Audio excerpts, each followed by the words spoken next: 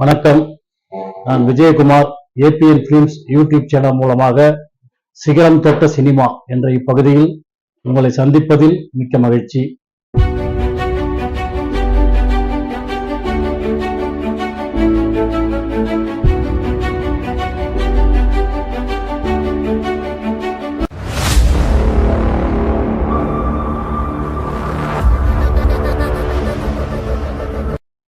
இன்றைய சிகரம் தொட்ட சினிமாவில் நம்ம பார்க்க போகின்ற திரைப்படம் என்னன்னு பாத்தீங்கன்னாக்கா இருமலர்கள். இருமலர்கள் அப்படின்னு சொன்ன உடனே எல்லோருக்கும் சிவாஜி கணேசோட அந்த படம் கண்டிப்பா ஞாபகத்துக்கு வரும். ஏன்னா அப்படி ஒரு படம் அது. சிவாஜி கணேசன், பத்மினி, KR விஜயா, நாகையா, நாகேஷ், மனோரமான ஒரு பெரிய நடிகர் பட்டாளமே நடிச்சிருக்கிற படம் இருமலர்கள். இந்த படத்தை வந்து ஏசி திருலோகச்சந்தர் அவர்கள் அவரே தயாரித்து இயக்கி இருக்கிறார் இருமலர்கள் படத்தை. இதுக்கு வந்து MS விஸ்வநாதன் இசையமைச்சிருக்கிறாரு. வாலி அவர்கள் பாடல்களை எழுதியிருக்கிறார். இது ஒரு முக்கோண காதல் கதையை மையமாக வைத்து எடுக்கப்பட்ட ஒரு திரைப்படம்.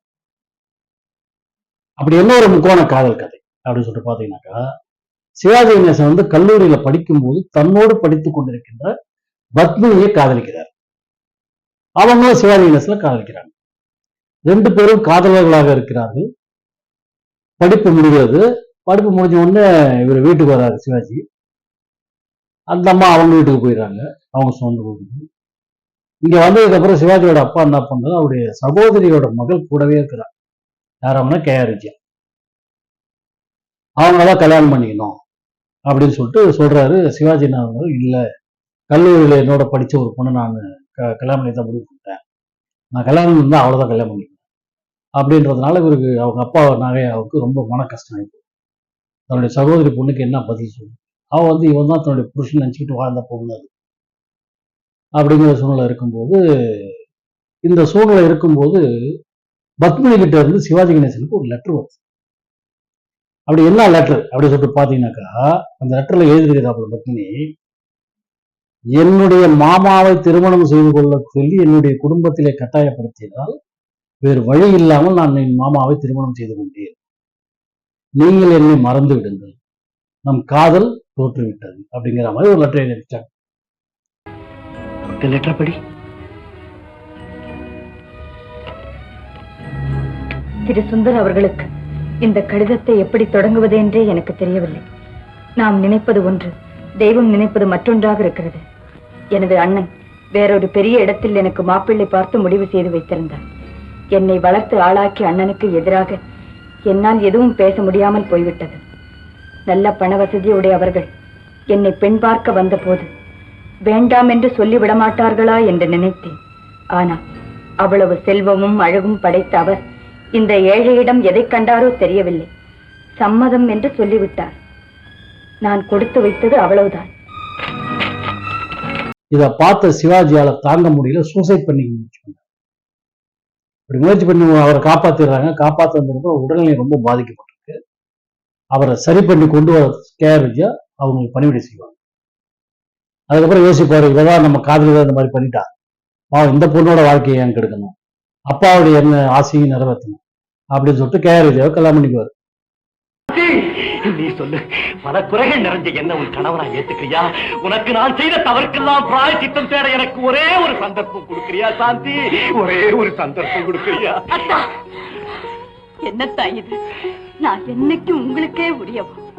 உங்க காலடியில உயிரை விடுறேன். அந்த ஒரு சந்தோஷத்துக்காகவே நான் வாழறேன். இதுல என்ன கேட்க என்ன இருக்கு? நீங்க எதை செய்ய சொன்னாலும் நான் செய்ய தயார். மாமா கல்யாணம் பண்ணி சந்தோஷமா இருப்பாங்க. அவங்களுக்கு ஒரு பெண் குழந்தை பிறக்கும். அதுக்கு ஒரு 5-6 வயசு ஆயிடும். அது பள்ளிக்கூடத்துல படிக்க போகும். அந்த பள்ளிக்கூடத்துக்கு ஆசிரியையாக பத்மினி வருவாங்க. அப்போ பத்மினி KR விஜயா ஒருத்தர் பார்த்துக்குவாங்க. நண்பர் தோழிகள் ஆயிடுவாங்க. அப்ப KR விஜயாவுடைய பொண்ணுக்கு ஒரு சில படிப்புல புத்தியில ஏறல, ஆளாவது வந்து டியூஷன் வைக்கணும் அப்படின்னு பத்மினியை கூப்பிட்டு, நீங்க எங்க வீட்டுக்கே வந்து என் பொண்ணுக்கு டியூஷன் எடுங்க அப்படின்னு சொல்றாங்க. இதுல பத்மினியை பார்த்து சிவாஜி ரொம்ப டென்ஷன் ஆயிடுறாரு. நம்மளை வந்து ஏமாத்தினவ இவன் எதுக்கு இங்க வந்து போகணும் அப்படின்னு ரொம்ப டென்ஷன்ல இருப்பார். அப்புறம்தான் தெரியும் பத்மினிக்கு கல்யாணமே ஆகல. அவருடைய அக்கா பசங்க இருக்கும்போது பசங்களை விட்டுட்டு அவங்க அக்காவும் அவங்க மாமாவும் ஒரு ஆக்சிடென்ட்ல செத்து போறாங்க. செத்து போகிற அனாதையான அந்த குழந்தைகளை வளர்க்கிற பொறுப்பு அவங்க ஏற்றுக்கிட்டாங்க. இப்படி சொன்னா விடமாட்டாங்கன்றதுக்கோசம் தான் கல்யாணம் ஆயிடுச்சுன்ற மாதிரி ஒரு பொய்யான தகவலை சொன்னதா விஷயம் தெரியும். எங்கூட வரதுக்கு நீங்க தயாரா? உமா, ஏன் தயங்குறீங்க? என்ன யோசிக்கிறீங்க? நான் உங்களுக்காக, உங்க சந்தோஷத்துக்காக என்னுடைய எல்லாத்தையும் விட்டுட்டு உங்களோட வர தயார். ஆனா நீங்க எனக்காக உங்க வீடு, வாசல், சொத்து, சுகம், அந்தஸ்து, ஆடம்பரம், ஏன் உங்க அருமை மனைவி, அன்பு மகள் எல்லாத்தையும் விட்டுட்டு இந்த நிமிஷமே இப்படியே எங்கூட வர தயாரா? சொல்லுங்க சுந்தர், சொல்லுங்க. உமா, எங்க போறீங்க? பதில் சொல்லுங்க. நீங்க அப்புறம் சிவாஜி கணேசனால ஒன்றும் பண்ண முடியல. என்னடா இது பத்மியை இப்படி விட்டுட்டோமே அப்படின்னு சொல்லிட்டு ஃபீல் பண்றாரு. கே.ஆர். ராஜாவும் என்ன பண்றாங்க, பத்மினிக்கும் சிவாஜிக்கும் திருமணம் சேர்த்து வச்சிடணும்னு நினைக்கிறாங்க. இதெல்லாம் தெரிஞ்சதுக்கு அப்புறம் பத்மினி என்ன பண்றாங்க, தன்னுடைய அக்கா குழந்தைய ஒரு இடத்துல விட்டுட்டு அவங்க போய் தற்கொலை பண்ணிக்கலாம்னு போயிடுறாங்க. அப்புறம் விஷயம் தெரிஞ்சு இவங்க எல்லாம் ஒன்னா சேர்ந்து இவங்க 2 பேரும் தான் வாழணும், கல்யாணம் ஆனவங்க, இவங்க குழந்தைய தான் பார்த்துக்கணும் அப்படிங்கிற மாதிரி கதையை முடிப்பாங்க. உண்மை. குழந்தைங்க இன்னைக்கு ஊர்ல இருந்து வர்றாங்க. எத்தனையோ குழந்தைகளை பாத்துக்கிற நீங்க, எனக்கு ஏதாவது நடந்துருச்சுன்னா இந்த குழந்தைகளை காப்பாத்துற பொறுப்பையும் ஏத்துக்கணும்னு உமா எனக்கு எழுதின காயத்தை படிச்சப்போ, ஆண்டவனே, அசம்பாவிதம் ஒண்ணும் நடந்துடக்கூடாதுன்னு அப்பத்தான் வந்து இறங்கின குழந்தைகளை கூட்டிட்டு நேரா ஓடி வர்றேன். வாங்க வாங்க. உமா, என்ன மன்னிச்சிடுங்க. எனக்கு வாழ்வழிச்ச உங்க வாழ்க்கையில இவ்வளவு துயரம் நிறைஞ்சிருக்கும்னு நான் நினைக்கவே இல்லை. இப்படியாக காதலை, முக்கோண காதலை பலவிதமாக கொண்டு வந்து படத்தை முடிச்சிருப்பாங்க. இந்த கதையை ரீமேக் பண்ணி இப்ப சமீபத்துல சூர்யாவும் ஜோதிகா, தபு 3 பேர் நடிச்சு சில்லின்னு ஒரு காதல்னு ஒரு படம் கூட வந்துச்சு. இந்த இருமலனுடைய கதை தான் அது. அற்புதமான இந்த கதையை அப்போ ஏசி தில்லாதன் அவர்கள் குடும்ப பாங்காக எடுத்து அற்புதமாக கொடுத்திருப்பார். MS விஸ்வநாதன் இசையில வாலியின் பாடல்கள் அனைத்தும் மிக சிறப்பாக அமைந்திருக்கும். கடவுள் தந்த 2 மலர்கள், கண் மலர்ந்த பொன் மலர்கள் அப்படின்னு ஒரு பாடல். கடவுள் தந்த 2 மலர்கள், கண் மலர்ந்த பொன் மலர்கள், ஒன்று பாவை கூந்தலிலே, ஒன்று பாதை ஓரத்திலே. கடவுள் தந்த 2 மலர்கள், கண் மலர்ந்த பொன் மலர்கள், ஒன்று பாவை கூந்தலிலே, ஒன்று பாதை ஓரத்திலே. கடவுள் தந்த 2 மலர்கள், 2 மலர்கள். அப்புறம் மாதவி பொன்மையிலால் தோகை விரித்தால் அப்படின்னு ஒரு பாடல். மாதவி பொன்மயிலாள் தோகை விரித்தாள், வண்ண மையிட்ட கண் மலர்ந்து தூது விடுத்தாள். மாதவி பொன்மயிலாள் தோகை விரித்தாள், வண்ண மையிட்ட கண் மலர்ந்து தூது விடுத்தாள். அப்புறம் மகராஜா ஒரு மகராணி, இந்த 2 இவள் குட்டி ராணி அப்படின்னு ஒரு பாடல். மகராஜா ஒரு மகராணி, இந்த 2 இவள் குட்டி ராணி.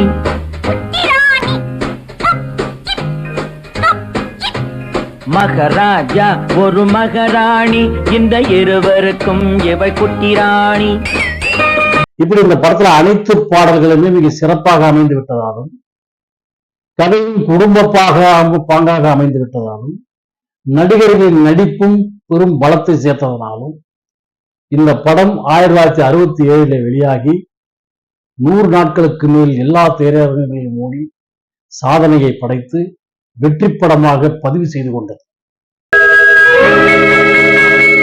வெள்ளிமணி ஓசையிலே உள்ளமெனும் கோயிலிலே, வெள்ளிமணி ஓசையிலே உள்ளமெனும் கோயிலிலே, வள்ளல் வரும் வேளையிலே, வள்ளல் வரும் வேளையிலே, வாழ்வு வரும் பூமகளே.